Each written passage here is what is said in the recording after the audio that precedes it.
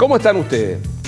Frío, lluvia, invierno, bueno, y que se quiere. Estamos en el mes de junio, a mitad de este año y quizás, no quizás, realmente a 10 meses en que cambie y menos, cambie la presidencia y venga otra presidenta, se elige un presidente de la República.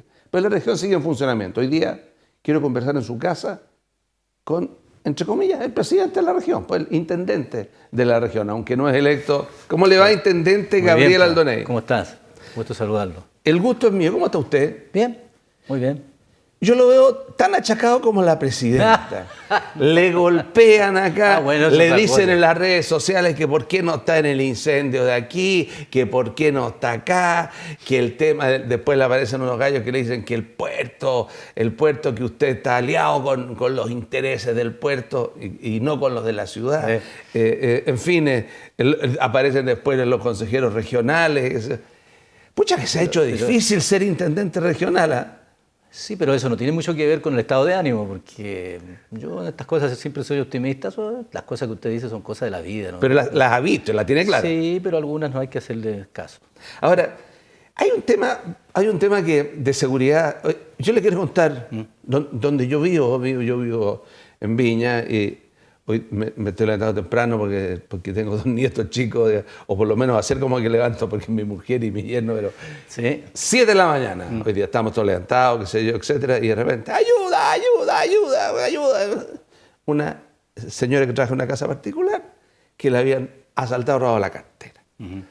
3 semanas atrás, también es el que me cae, un baleo. Y yo vivo en el centro Viña, digamos. Sí. Pero eso pasa también en las poblaciones, pasa en muchos lugares, pasa en todas las ciudades.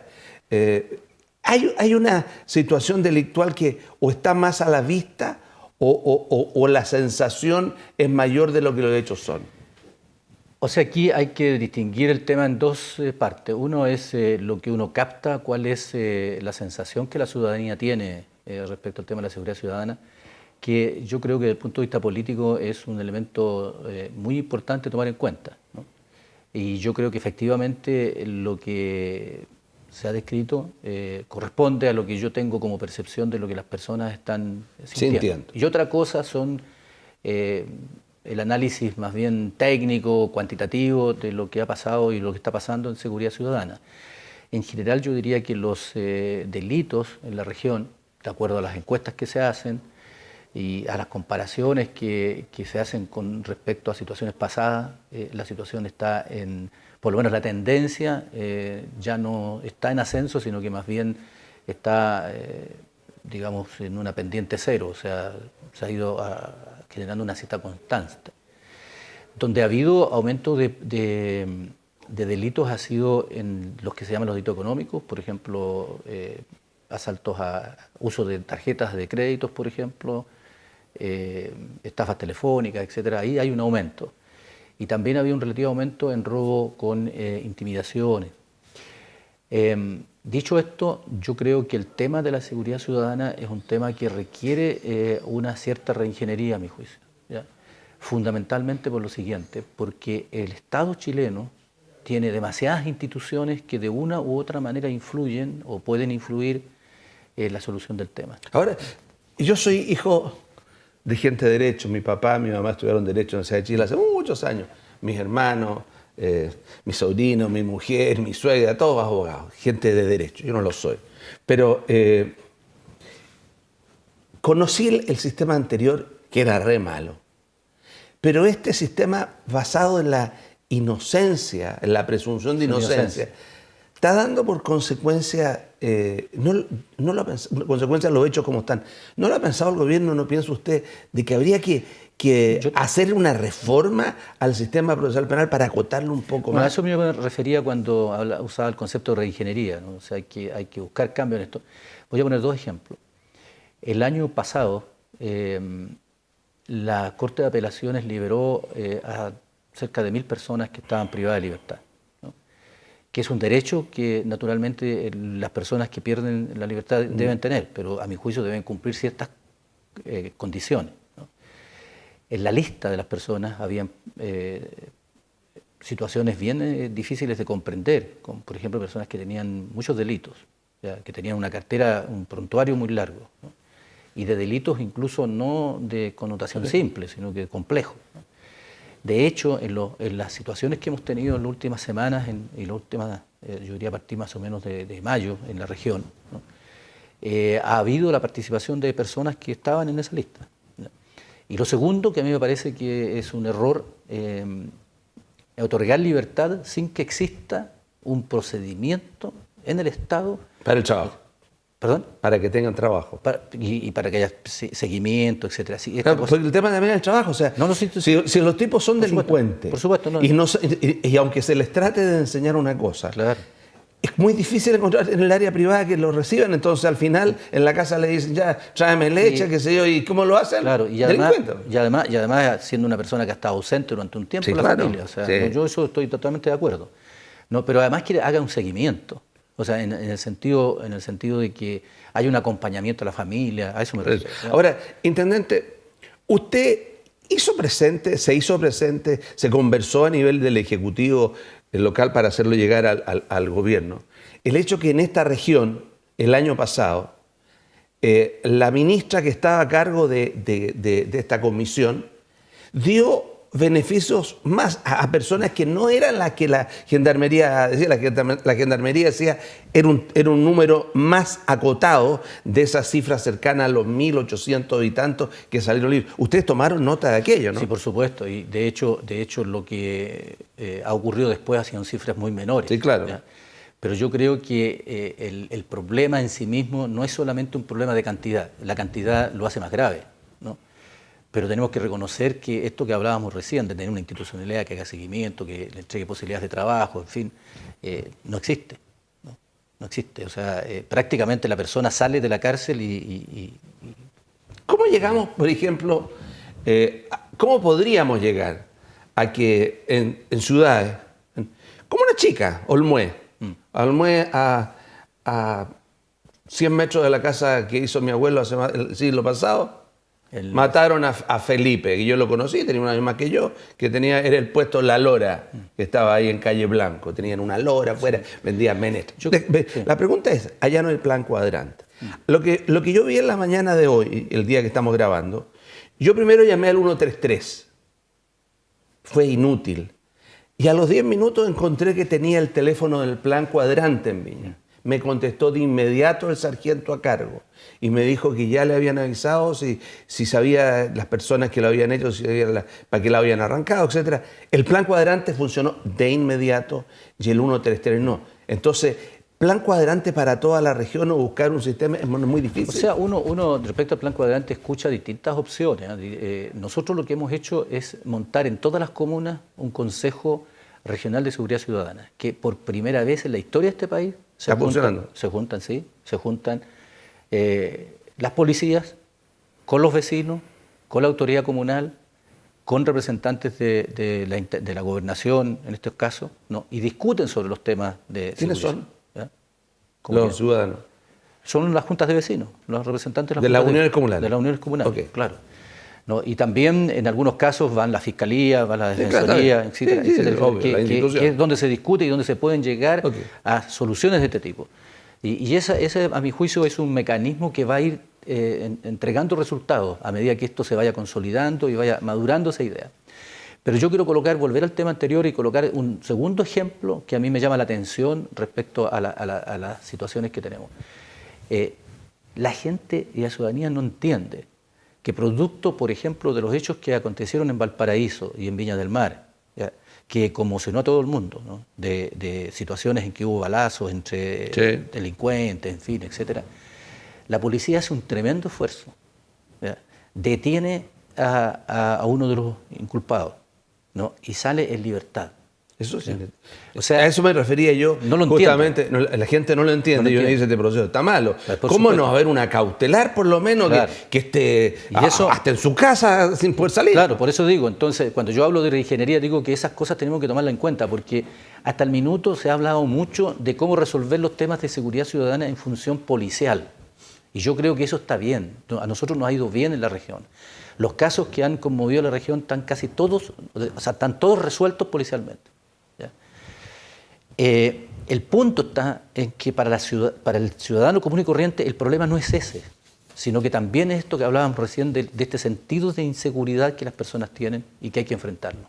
Y por lo tanto estos casos, estos ejemplos parciales que estamos analizando tienen mucha importancia y tienen que ser resueltos precisamente para que las personas tengan el sentido de la seguridad, que es lo que finalmente una política de seguridad ciudadana debe alcanzar. El tema patrimonial a propósito de la Casa Italia da para que uno siente como hay una especie de instrumentalización de la clase política de las cosas. Aparece un senador de otro lado, el senador Girardi, con el diputado González, diciendo son patrimoniales. Todas las casas que dan de calle Álvarez, no digo todas, pero todas las casas grandes y bonitas que dan desde calle Ecuador hasta la plaza de Viña. Y yo no tengo tan claro que todas tengan ese valor patrimonial, y también sí tengo claro que, no tomando el caso de la Casa Italia, sino de cualquiera persona que cuando le cae la sanción, digamos, esta distinción es una sanción a sus propios intereses. Si es una persona es mucho más grave que son 100 o que son 100. No me refiero al hecho de la Casa Italia, en la cual allí hubo un grupo de gente que fue comprando las acciones y el tema es a todas luces una cuestión. ¿Qué hay ahí? Un tema patrimonial. Claro. ¿Qué opina usted de aquello? ¿Qué es patrimonial? ¿Qué es lo que no es patrimonial? Yo creo que es muy buena la pregunta por lo siguiente. Yo creo que los temas patrimoniales deben tener un cierto consenso social. Por ejemplo, el caso de Valparaíso, cuando se hizo el proceso de reconocimiento por parte de la UNESCO del Patrimonio de la Humanidad, fue un proceso en que participó mucha gente, nadie puso en duda. Quizás alguien pueda haber puesto en duda los límites de la zona, qué sé yo. Pero en general existía el concepto de que eso era un patrimonio y era un legado que generaciones anteriores a las nuestras nos dejaron. Y por lo tanto a mí no me parece que esta cosa sea una tómbola en que cada cual lo señala. Además hay una institucionalidad en Chile que es el que lo define, ¿no? Que es el Consejo de Monumentos Nacionales. Y en el caso de Casa Italia, obviamente que desde mi punto de vista el criterio que tuvo fundado esto es que aquí había una manifestación de un fenómeno social y cultural muy relevante en la región y en el país, que fue la inmigración, ¿no? Y por eso me parecía a mí que era importante generar el proceso para que la institucionalidad lo generara. Y yo creo que ha quedado a todas luces claro que efectivamente la comunidad lo reconoce en el caso de Casa Italia como un patrimonio, como una cosa patrimonial. Ahora, yo creo que hay efectivamente una falencia en el sentido de lo que señalabas, en el sentido de qué pasa con el patrimonio, cuando, por ejemplo, en este caso es de un grupo de personas. La Casa de la Cruz Roja, por ejemplo, en Cayalma de Viña. Es patrimonial, o sea, es patrimonial, yo quiero sin duda alguna el Club de Viña, por ejemplo. Eso es una cosa patrimonial. Claro. Como puede ser en la parroquia de Viña, algunas cosas. Pero las otras cosas, o sea, ¿quién define aquello? Es que por eso digo, hay una institucionalidad que es el Consejo de Monumentos Nacionales. Ahora, en el caso regional existe un catastro, que no es completo a mi juicio, pero existe un catastro que se hizo en el año 2005, ¿no? Yo no sé si esta petición que han hecho el senador con el diputado están dentro de ellas, pero Casa Italia sí lo estaba, ¿no? Pero yo creo que lo que hay que recurrir es a los organismos técnicos. Yo creo que se le hace poco favor el tirar un concepto de que el patrimonio es una cuestión infinita, por decirlo así, que no tiene límite, hay que buscarle límite, ¿no? Como también creo yo, y eso no es un problema que me corresponde a mí como intendente implementarlo, ¿no? El Estado tiene que tener una política de conservación y de protección de los derechos de las personas. Usted se siente, porque hay algunos, pocos en realidad, Andeo, que salía el abogado Cortés, que es bien polémico, el juez, hablando, decía, sobre la Casa Italia, decía, y otros, un par de más, que decía, probablemente en tal lugar se pasó Bernardo Higgins, o se sentó Diego Portales y lo podemos declarar patrimonio. Pero en el caso específico, ¿usted está contento? ¿Le parece que es lo que debía hacer usted como autoridad y el resultado? Absolutamente. ¿Por qué hubo tanta lentitud entonces en la institucionalidad? Porque estos procesos son complejos, precisamente por el hecho de que requiere de mucho análisis para que esta cosa no sea arbitraria. O sea, yo creo que lo peor que puede pasar, que lo quiero comparar con el tema ambiental, ¿no? Es que la autoridad tenga por sí y ante sí las atribuciones para decir esto es patrimonial, o esto contamina o esto no contamina. O sea, la institucionalidad aquí tiene que ser muy potente para que precisamente tenga la legitimidad de la ciudadanía de que lo que se está haciendo no es una decisión arbitraria. Nos quedan 10 minutos. Yo quiero ir a temas globales, más que puntuales, como estoy viendo. Y uno de los temas globales que llama la atención y que se dice es que los recursos de esta región han disminuido notoriamente desde el punto de vista de la administración regional, del gobierno regional, que más son ya los recursos, la diferencia entre los recursos que se administran directamente y los que vienen administrados, entre comillas, desde Santiago, es mayor. ¿Solucionará aquello, según usted, en la perspectiva de ser 2 veces intendente, un cargo de gobernador regional? Yo creo, primero quiero aclarar el problema, ¿no? El problema que hemos tenido no es que hayan disminuido los montos, sino que el aumento que ha tenido la región, ¿ya?, ha estado muy por debajo del aumento de otras regiones, ¿ya?, que hace que hoy día, por ejemplo, el presupuesto de la región, que es definido por el Consejo Regional, que son los Fondos Nacionales de Desarrollo Regional, sean un 40% menores, ¿ya?, un 30% menores, perdón, que lo que tiene la región del Biobío. Yo hace 25 años era consejero regional y por eso lo pregunto. Es decir, los números, la diferencia que hay es brutal. No, usted hace 20 años era intendente. Pero no eran tan brutales en aquellos tiempos, ese es el problema. La diferencia no era tan brutal. No, al revés. Claro. No. Es brutal la diferencia de ver en la posición que estábamos antes, en la posición en que por estamos eso, ahora. Estamos hablando de lo mismo, o sea, pero me refiero que han crecido. Claro. Pero la Biobío, por ejemplo, ha crecido muchísimo más. Sí, ha crecido así, el otro se fue para arriba. Claro, y eso significa en recursos, concretamente, hoy día 40.000 millones de pesos al año. ¿Ya? Y lo que se puede hacer con 40.000 millones de pesos al año es muchísimo, ¿no? Bueno, ahora, yo creo que aquí hay un problema, hay un doble problema. Primero, que... 40.000 millones menos. Menos, sí, menos. Para que la gente le quede claro. 41.000 millones menos, claro. Para decirlo claramente, nosotros tenemos como, por supuesto, 66.000 millones y la región del Biobío, también la metropolitana, tienen 110.000 millones. Exactamente. Para que lo tengamos claro. Sí. Esa es la diferencia. Sí, claro. Y antes la diferencia eran, en plata de hoy, quizás 500 millones de pesos, una cosa así. Sí, claro. Para que lo tengamos claro. Bueno, ahora, respecto a la pregunta de que si el gobernador regional puede cambiar, yo creo que tal cual están hechas las cosas y cómo se está definiendo, no cambia, porque no está resuelto el tema de la ley de las rentas municipales, de las rentas regionales. No, pero sin embargo yo creo que la discusión que se ha ido dando está haciendo cada vez más difícil que este proceso retroceda. O sea, yo creo que en la opinión pública cada día más hay una opinión muy clara respecto a que los gobiernos regionales tienen que ser elegidos democráticamente. Y eso va a ser un paso importante para corregir una situación desequilibrada de recursos, ¿no?, en la medida en que los gobernadores regionales tengan una representación auténticamente mayoritaria de las regiones, ¿no? Y eso también es una cosa complicada porque hoy día la participación de la ciudadanía es cada día más baja, ¿no? Y por lo tanto la autoridad en sí respecto a cómo movilizar una ciudadanía en torno a una necesidad como esta va a ser también baja. Además, la gente no sabe, porque no se ha dado cuenta probablemente, porque probablemente no es acuciosa, porque lee los titulares y no lee los diarios y escucha algunas cosas que los noticiarios de televisión no lo dan. Algunos parlamentarios metieron una cuña en el sentido que pueden ser senadores, diputados y alcaldes, candidatos, y después recuperar sus cargos, lo cual es una desproporcionalidad total en relación a la competencia con otros, ¿no le parece? Yo creo que nos hace mucha falta en la política establecer criterios que sean universales, ¿no?, más allá de las conveniencias particulares que cada uno pueda tener en esta materia. ¿No deberían haber votado aquellos que son incumbentes, por ejemplo? Y yo creo que esa es la causa basal del desprestigio de la política, ¿ya? La política no está para favorecer intereses personales, ¿no? Naturalmente la política tiene que ver con las luchas de poder, pero las luchas de poder no pueden traspasar ciertos límites éticos como para que, entre otras cosas, la ciudadanía le pierda confianza a una función pública tan necesaria para sostener la democracia, ¿no? Intendente, nos deben quedar 5 minutos, digamos, así como a usted también le queda poco tiempo para dejar de decir. ¿Qué espera hacer? ¿Qué le gustaría hacer? ¿Qué se puede esperar al terminar el gobierno regional suyo? El mandato suyo regional, que puede terminar en cualquier momento, pero yo espero que termine cuando termine este gobierno.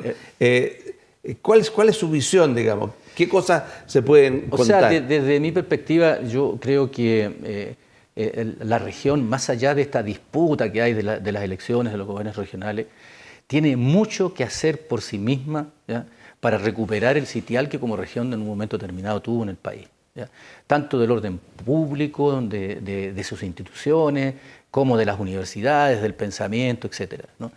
Y del punto de vista más bien de infraestructura, de proyectos, yo creo que una de las grandes falencias es que no tenemos proyectos para competir con la región metropolitana. ¿Por qué? Antes de contestar eso, pues ustedes saben la danza de proyectos. Uno escucha a los candidatos presidenciales, por ejemplo, y metros, todos los metros son en Santiago, unos teleféricos así rascas para las regiones, etcétera, ¿no? Y eso es porque yo creo que no hemos tenido la capacidad de pensar en proyectos que efectivamente tengan esa dimensión. Yo recuerdo que el proyecto último que tiene estas características fue la cuarta etapa, que fue el soterramiento de Merval por Viña del Mar, ¿no? Y no han habido otros proyectos. Y los proyectos grandes a veces surgen más del sector, o léase Santiago, que de nosotros mismos. Y yo pretendo en las próximas semanas proponerle a la región un conjunto de proyectos y de iniciativas tendientes a mejorar la movilidad, ¿ya?, o los problemas que tenemos de movilidad en la región. Entre otras cosas, anticiparnos a un hecho que muchas veces lo hemos conversado, que tiene que ver con la creciente congestión que se está produciendo entre Valparaíso, Viña, Quilpué, que va a tener una repercusión enorme en el funcionamiento de la región, porque si no tenemos alternativas a eso, aquí lo que va a colapsar es el funcionamiento de un área muy importante de la región.